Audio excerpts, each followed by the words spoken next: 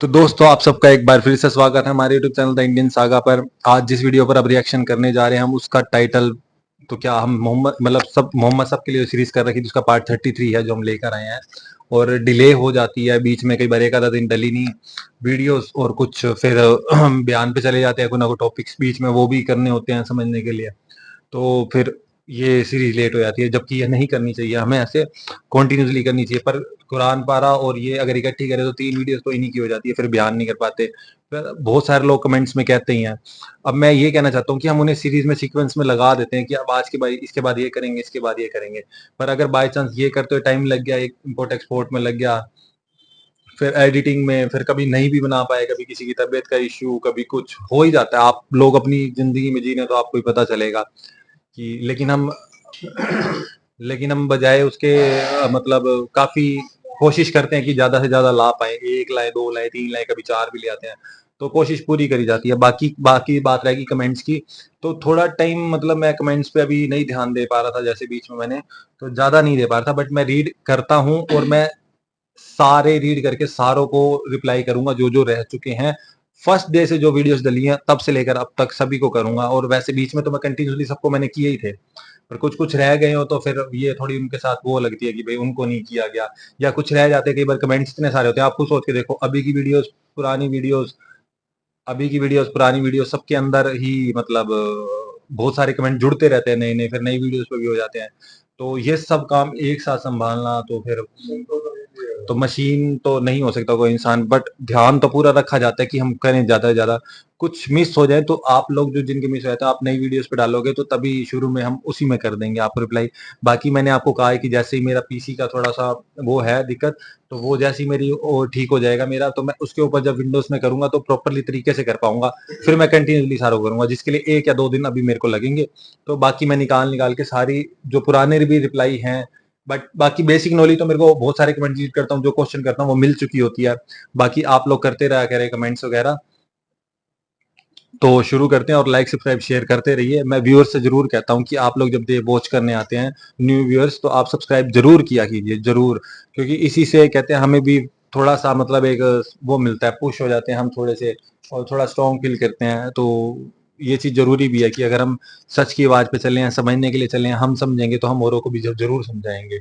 और ये ऐसी बात नहीं है, कॉमन सी बात है जिसके बाद कहते हैं कि ज्ञान और नॉलेज वगैरह ये चीजें ऐसी होती है कि बांटने से बढ़ती हैं और आपके अंदर और ज्यादा बातें बढ़ती हैं इस चीज की। तो मेरी कोशिश यही रहती है कि कोई न्यू पर्सन भी मिले तो मैं उसे रियल सच्चाई से जो मैं जान पा रहा हूँ उससे उन्हें बताऊं, और वो बताने बताने में उनके नए क्वेश्चन से मेरे और टॉपिक के ऊपर मतलब मेरे क्वेश्चन अंदर मन में आते हैं, और फिर मन करता है कि भाई मैं और करूं ये, मतलब अच्छे से जानूं इनको। और पिछली वीडियो के अंदर जो मैंने डाला था उन्होंने मेरे को वेद से रिलेटेड कई उन्हें मतलब उनके हवाले दिए हैं। अभी मैंने बीच में फिर लास्ट वीडियो में कहा था कि हवाले नहीं है, तो उन्होंने दिया। तो मैंने जस्ट अपने मतलब जो स्क्रिप्चर्स हैं उनकी वो डाउनलोड कर लिया मैंने, और मैं उन्हीं के थ्रू आपको प्रॉपर जोड़ कर नेक्स्ट जब हम पार्ट में जाएंगे जाके हिसाब की, तो मैं आपको वो बताऊंगा। चाहे वेदों की थी, चाहे किसी से भी वो मेरे को हवाला देंगे, उपनिषदों का, किसी भी चीज का, तो मैं प्रॉपरली उसी में से निकाल कर चैप्टर वही वर्ष और सब कुछ उसी से बताऊंगा कि भाई ये ऐसे ऐसे यहाँ पर नहीं है, या इस तरीके से बोला गया है और मतलब अलग निकाला गया, वो सब मैं बता दूंगा। तो अभी स्टार्ट करें मोहम्मद साहब के लिए सीरीज पार्ट 33। तो फिर मिलते हैं वीडियो के बाद, बात करेंगे कि इस पार्ट में क्या होने वाला है। क्योंकि दोस्तों कैसे हो? अस्सलाम वालेकुम दोस्तों, कैसे हो? उम्मीद है कि सब खैरियत से होंगे। अल्लाह आप लोगों को ऐसे ही खुश रखे। सरकार दो आलम सल्लल्लाहु अलैहि वसल्लम की पूरी जिंदगी पर बनने वाली वीडियो सीरीज जिसका नाम मोहम्मद सब के लिए है सल्लल्लाहु अलैहि वसल्लम, ये उसका 33वां हिस्सा यानी पार्ट 33 है। थोड़ा हम रिकैप कर लेते हैं कि हमने 32वें हिस्से में क्या सुना। लेकिन उससे पहले मैं आपको बता दूं कि कल इतवार यानी संडे को हमारा कोई वीडियो नहीं आएगा, इसलिए आप इंतजार ना करें।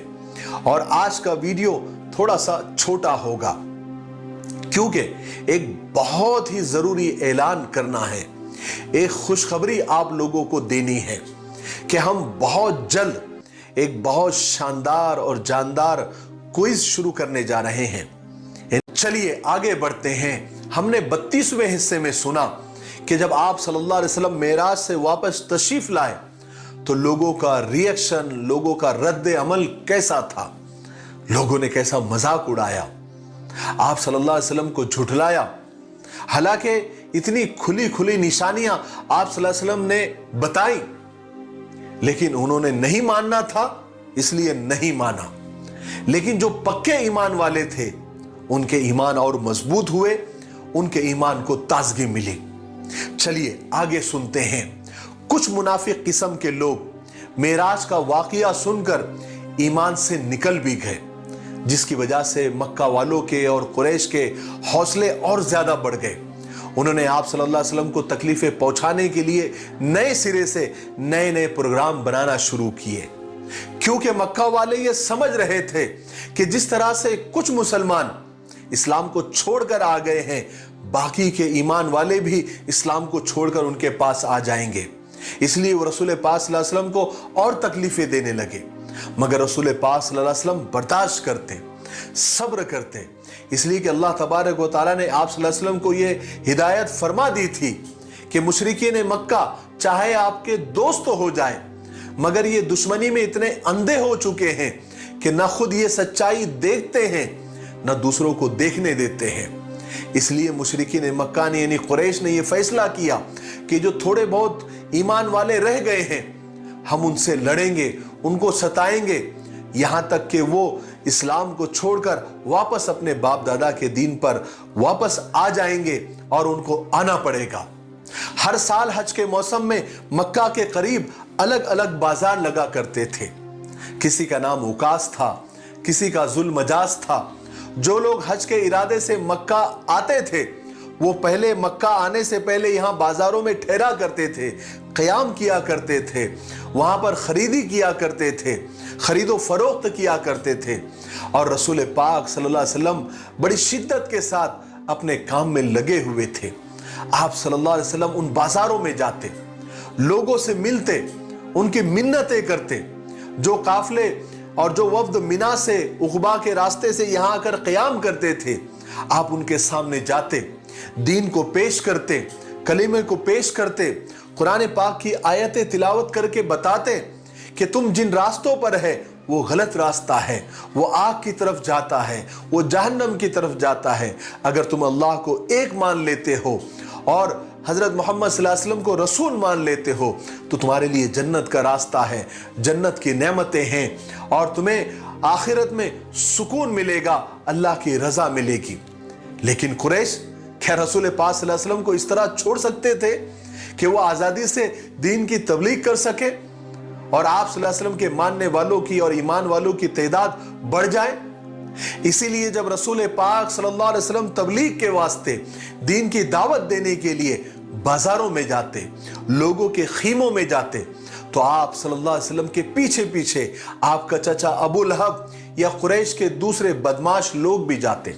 एक आप सल्लल्लाहु अलैहि वसल्लम के एक पीछे एक काफिला होता था।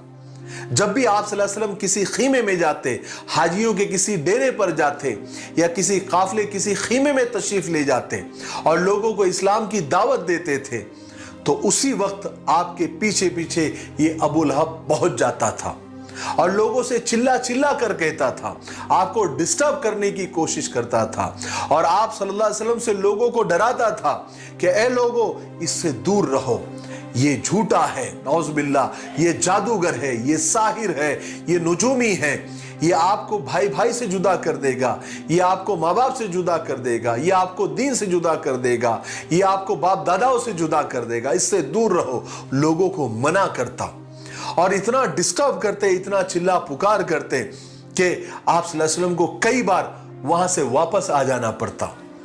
और इसी डिस्टर्बेंस की वजह से आप सल्लल्लाहु अलैहि वसल्लम के यानी मानने वालों की तादाद, यानी उस हज के काफिले वालों में से मानने वालों की तादाद बहुत कम होती, क्योंकि ये लोग आप सल्लल्लाहु अलैहि वसल्लम को बात ही नहीं करने देते थे, इतना डिस्टर्ब करते थे। आप सोचिए तो सही, रसूल पाक सल्लल्लाहु अलैहि वसल्लम के दिल पर क्या बीतती होगी।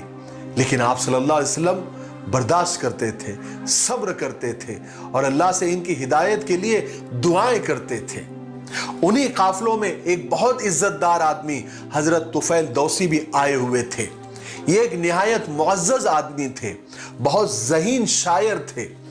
जब ये हज के लिए मक्का आए तो कुरैश वाले सबसे पहले उनसे मिले और उन्हें रसूल पाक सल्लल्लाहु अलैहि वसल्लम से बचने की ताकीद की, दूर रहने की ताकीद की। कहा कि तुम मोहम्मद के करीब मत जाना, उसकी कोई बात नहीं सुनना, वो बहुत बड़ा जादूगर है। उसकी बात अगर तुम्हारे कान में पड़ गई तो तुम अपने बाप दादा के दीन से गए, तुम अपने रिश्तेदारों से गए, तुम अपने भाई बहनों से गए, इसलिए ना उसके करीब जाना ना उसकी बात सुनना। जब हजरत तुफैल तवाफ के इरादे से काबा में गए तो वो अपने कान बंद कर लेते थे ताकि रसूल पाक सल्लल्लाहु अलैहि वसल्लम की कोई बात उनके कान तक ना पहुंच सके और ना उसे सुन सके।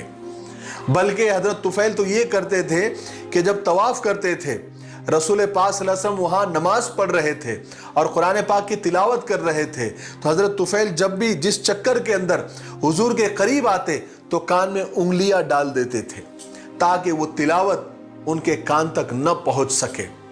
लेकिन जिसके मुकद्दर में हिदायत होती है, जिसको अल्लाह तबारक व तआला सही रास्ते पर लाना चाहते हैं, हुआ ये कि कुछ अल्फाज कान में उंगलियां डालने के बावजूद हजरत तुफैल के कान में पड़ ही रही थी। अब उन्होंने जो कुछ सुना था उस पर सोचना शुरू किया, गौर करना शुरू किया।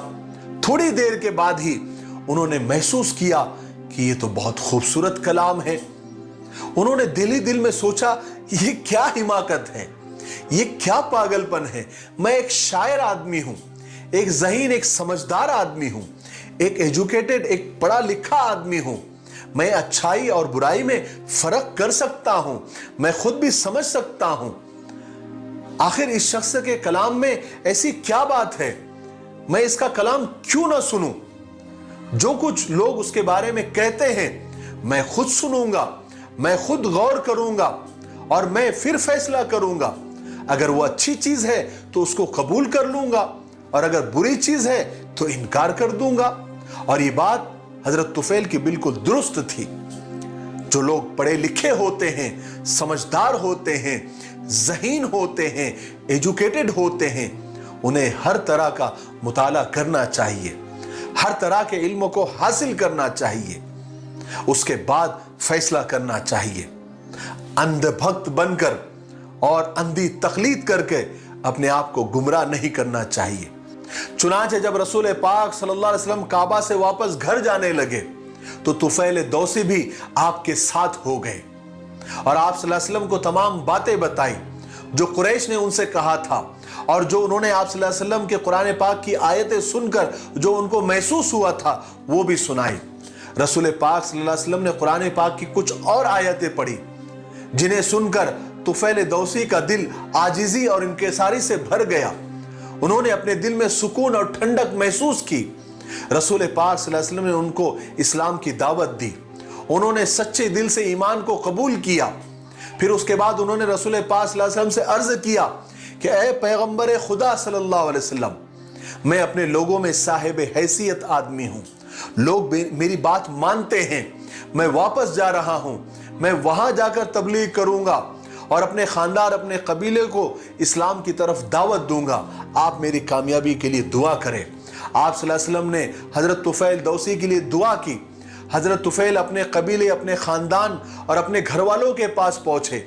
उन्होंने वहां पर सबको इस्लाम की दावत दी और रसूल पाक सल्लल्लाहु अलैहि वसल्लम के बारे में बताया। वो कुरान की आयतें पढ़ी।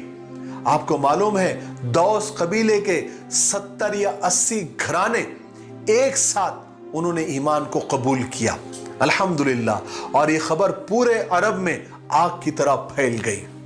ईसाइयों की एक जमात को जब ये खबर पहुंची तो वो खुद रसूल पाक सल्लल्लाहु अलैहि वसल्लम के पास मिलने के लिए आए ताकि पूरी बात मालूम कर सके।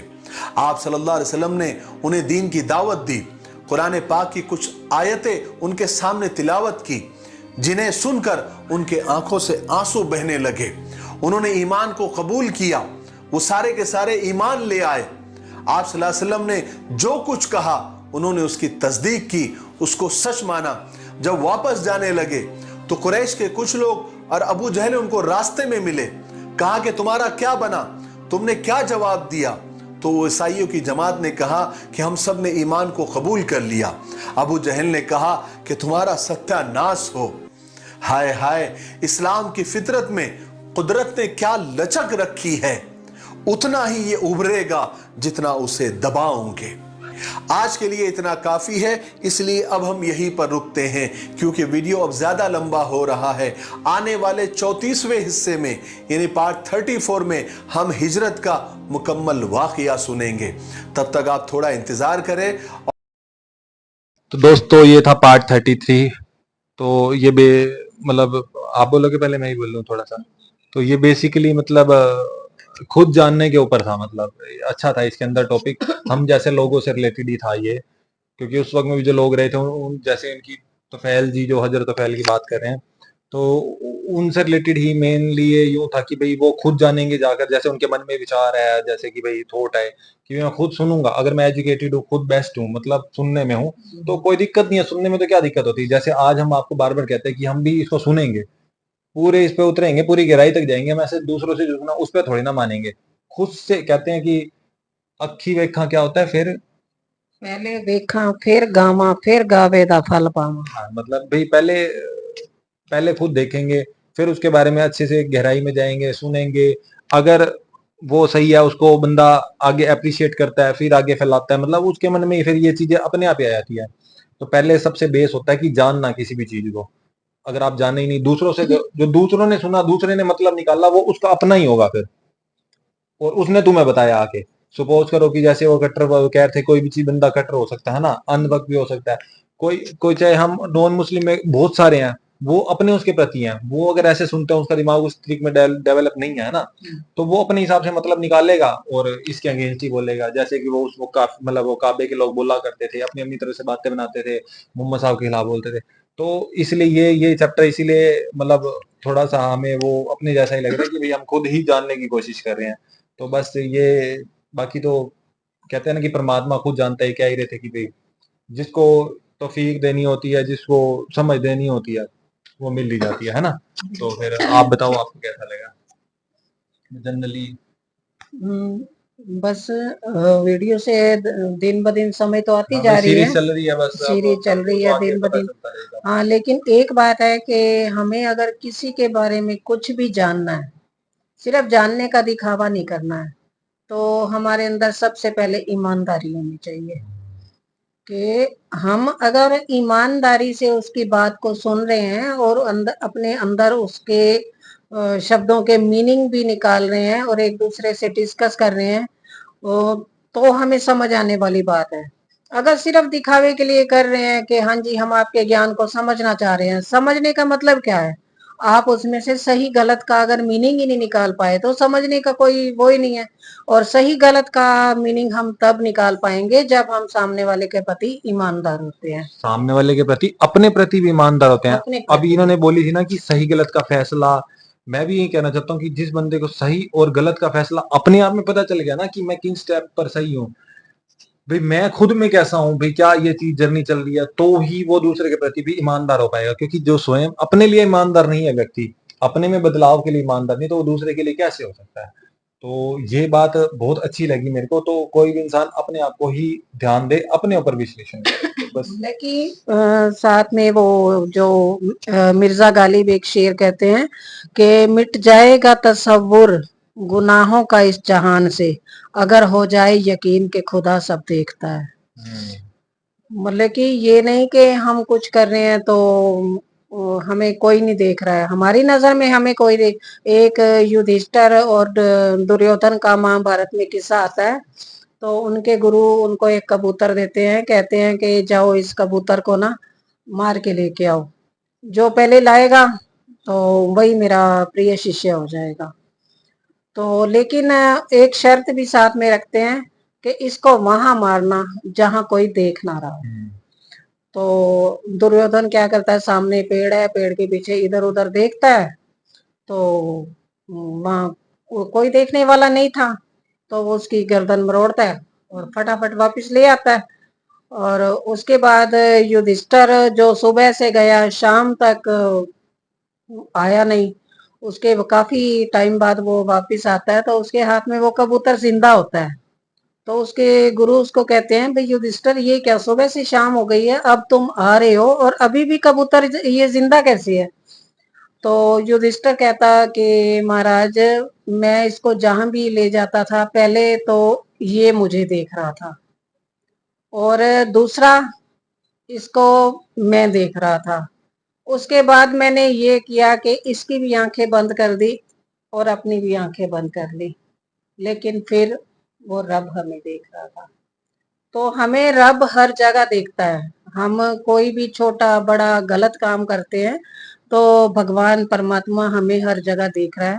इस बात से हमें डरना चाहिए। इसलिए हमें अपनी जुबान से किसी को कड़वे बोल या कड़वी आंख से नहीं देखना चाहिए और किसी के प्रति कुछ भी गलत धारणाएं नहीं बनानी चाहिए।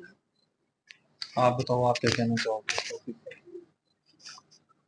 यही है कि परमात्मा तो देखो जी हर जगह पे है ही है विराजमान, क्योंकि इसके बिना तो कहते हैं ना एक पत्ता भी नहीं हिल सकता, क्योंकि ये घट घटवासी अंतर्यामी, एक गीत का एक लाइन भी है जो हर घट घट के अंतर्यामी, मैं की हाल सुनावा तेनू अपने दिल दा, तू आप जान ही जान है, इसलिए तेरे से कोई ऐसा स्थान नहीं है कि जहाँ पे मैं यूं साइड में होकर या छुप के कोई ऐसा कर्म कर लूं जो परमात्मा तो देख ही नहीं रहा। परमात्मा तो अंतर्यामी, वो सब जानी जान है। इंसान कौन सा कैसा कर्म करे, किसको क्या करे, किसके साथ कैसा व्यवहार करे, लेखा जोखा तो बिल्कुल अंत में होना ही होना है। उसके पास ऐसे वही खाते हैं जो आदमी सोच, हमारे जन्म से पहले ही उसने पूरा बायोडाटा लिख कर भेज दिया। इंसान धरती के ऊपर कैसे कर्म करेगा, कैसे नहीं करेगा, कितनी शैतानगी करेगा, कितना इंसानियत के तौर पर अपना फर्ज अदा करेगा, प्रचार करेगा इस मालिक का, वो पहले से ही तय होता है। लेकिन उसके बावजूद ही हमारा फर्ज बनता है कि हम एक अच्छा मैसेज, अच्छा संदेश दे दुनिया को परमात्मा के नाम के ऊपर। मालिक के बनाए हुए सूलों पे चलता है, उसका आना इस दुनिया में सफल है। तो आप बताओ, आपका व्यू इस 33 चैप्टर पे आपने सुना? ये बात और ये विचार मतलब काफी अच्छा लगा कि इंसान को, अगर इंसान पढ़ा लिखा है, उसके पास पढ़ने लिखने की पूरी शक्ति है, तो उसको हर फील्ड में, हर धर्म की, हर मजहब की जानकारी जरूर लेनी चाहिए। क्योंकि अगर आप स्पेशलाइजेशन किसी एक चीज में भी हो, तो भी ऐसा तो नहीं कि आपको किसी और सब्जेक्ट की या किसी और दुनिया में किसी और चीज की कोई नॉलेज ही नहीं है, बिल्कुल नील है। तो ऐसा नहीं होता कि हर हर जगह की आपको पूरी प्रॉपर नॉलेज होनी चाहिए। सारे ग्रंथ या कुरान भी है, इवन बाइबल भी है, सब कुछ पढ़ना चाहिए। अगर आपको ये लगता है कि कोई चीज गलत हो रही है तो उस हाँ। गलत की भी प्रॉपर नॉलेज लेनी होती है कि कितना गलत हो रहा है और हाँ। किस क्वांटिटी में गलत हो रहा है। हाँ। अगर आप सही भी करना चाहते हो तो एक डॉक्टर भी अगर कोई जख्मी हालत को पेशेंट को देखेगा तो वो उसके पूरे फैले हुए जख्म को चेक करेगा बिल्कुल पॉइंट टू पॉइंट। बिना देखे तो कह नहीं सकता जी सही तो चीज ऐसी होती है, ये तो गलत ही है। वो गलत है, उसको सही करने के लिए आपको उसमें घुसना पड़ेगा। खुद गंद को साफ करने के लिए भी हमें कहते हैं ना कि अंदर घुसना पड़ता है पूरा का पूरा, और खुद को गंदा होना पड़ता है, तो फिर हम उसको साफ करते हैं, फिर हम अपने आप को साफ कर ही लेते हैं। तो इसी तरीके से है, इसलिए नॉलेज लेनी चाहिए कुछ ना कुछ। बिल्कुल, इतना जागरूक होना चाहिए कि हम सही गलत में एटलीस्ट फर्क समझ सके। जरूरी नहीं कि कोई हमें सामने वाला क्या दिखा रहा है, चाहे कोई समाज हो, चाहे मीडिया हो, या कोई भी हो, हमें वो क्या दिखा रहा है, जरूरी तो नहीं कि वो बिल्कुल सही पॉइंट ऑफ व्यू है। एटलीस्ट हमें खुद तो रिसर्च करनी चाहिए चीजों के बारे में कि क्या, कहाँ क्या लिखा है, कैसे लिखा है। और अगर आप खुद पढ़ भी रहे हैं तो भी बड़े बड़े स्कॉलर्स या बड़े बड़े गुरुओं से सलाह ले लेनी चाहिए, क्योंकि कई बार जो चीज हम जिस चीज को पढ़ रहे हैं या सुन रहे हैं, वो हो सकता है उस तरीके से ना हो जिस तरीके से हम उसको पढ़ सुन रहे हैं, तो उसका कोई और मतलब भी हो सकता है या किसी और तरीके से समझाया भी जा सकता है। तो ऐसी गलतफहमियां ना पैदा हो, या अगर हम इतने जागरूक हैं, लॉजिक्स को यूज करें, फैक्ट्स को यूज करें, पूरी प्रॉपर रिसर्च पे करें। ये ना हो कि थोड़ी सी बात सुनी और मतलब बिल्कुल एक नतीजे पर पहुंच गए, तो ये तो बिल्कुल ही गलत है और ये बिल्कुल ही सही है, या जहां हम पैदा हुए हैं वो ही प्रॉपर सब कुछ है, या इस तरीके से। तो इंसान जब तक अपने दिमाग को की बाउंड्रीज खोलेगा नहीं ना, तब तक हम, और सच्चाई को एक्सेप्ट करना चाहिए। अगर कुछ गलत है तो है, उसको एक्सेप्ट करो। अगर कुछ सामने वाले का सही है तो है, उसको भी एक्सेप्ट करो, बिना किसी गुस्से के या बिना किसी अहंकार के। बहुत बढ़िया बात है। तो बहुत बढ़िया बात है। तो जैसा कि आपने सुना, तो ठीक है, हमारे ये पॉइंट्स थे सारे के सारे जो आपने सुने। जनरली एक डिस्कशन था ये तो, और इससे सीखने को मिलता है तो वो हमने जो सीखा, आपने क्या सीखा वो आप ज़रूर बताना कमेंट्स के अंदर। तो आप लोग जो रिक्वेस्ट करते हैं, आप लोगों को एक बात और बतानी थी कि रिसेंट में ही इंजीनियर मोहम्मद अली मिर्ज़ा साहब ने भी हमारी उस पर पोस्ट पर कमेंट किया, हमें हमारी हौसला अफ़ज़ाई की है, तो काफ़ी अच्छा लगा देख के। और काफ़ी मतलब थोड़ी देर तो हम तो सोचते ही रह गए कि भई उन्होंने वक़्त निकाल के हमारे उस पे हमें एप्रिशिएट किया।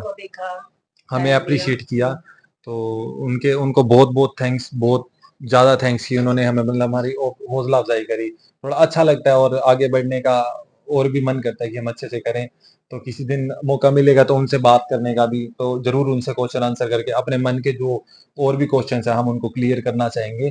तो और बाकी तो आप लोग जो रिक्वेस्ट कर रहे हैं, तो आप लोग भी समझना कि एक साथ भई इतनी चीज़ें हम, ये पक्का है कि हम बहुत सारे चैप्टर, बहुत सारे चैनल जो हम अभी ओपन भी नहीं कर पाए, जैसे कि बार-बार हँसी टीवी का कहते हैं, कोहिस्तानी की हम काफ़ी सारी करना चाहते हैं, नोमान साहब हो गए, तारिक जमील हो गए और वो मतलब जो भी ऑलमोस्ट इसरार साहब को तो हम अभी सुन ही नहीं पा रहे, जबकि मतलब वो तो एक ऐसा मोटा पिलर है मेरे हिसाब से इस्लाम का, जिनको सुनेंगे बहुत अच्छे से सुनेंगे, उनके थॉट्स क्या उन्होंने ज़िंदगी भर में किया वो मन है, लेकिन अब धीरे-धीरे ही पहुँचेंगे, तभी आगे अभी सीरीज़ भी करनी है, उनके बारे में, कैरेक्टर्स के बारे में जानना है, प्रॉफिट सीरीज़ के बारे में सुनना है। तो आप खुद सोच के देखो, घर के काम सब कुछ, इधर-उधर जाना, ये कभी कोई नहीं है, कभी कोई नहीं है। अब सरगम ऑलमोस्ट 2 बजे के बाद ही आती है स्कूल से, 3 बज जाते हैं, तो उसके बाद ही करना होता है। फिर कितनी देर हम वीडियोज़ बना लेंगे, 2-4 घंटे वीडियोज़ बनाने में, 4-1 घंटे, 5 घंटे वीडियोज़ को एडिट करके फिर 3 अपलोड करने के लिए, नेक्स्ट डे के लिए मॉर्निंग में कुछ करो, फिर कमेंट्स के रिप्लाई करो, बहुत चीज़ें, बहुत ध्यान देना पड़ता है। तो आप लोग इस चीज़ को समझना कि हम ऐसा नहीं कि जान के नहीं करना चाह रहे हैं, बट हो जाता है थोड़ा-सा। एक दिन भी नेक्स्ट वीडियो ना डाले तो हमें खुद को अजीब लगने लगता है। नहीं, बाकी मैं इतना कहूंगी कि अब ये कारवां चल पड़ा है, तो आपकी दुआओं से ये कारवां बहुत लंबे समय तक चलेगा।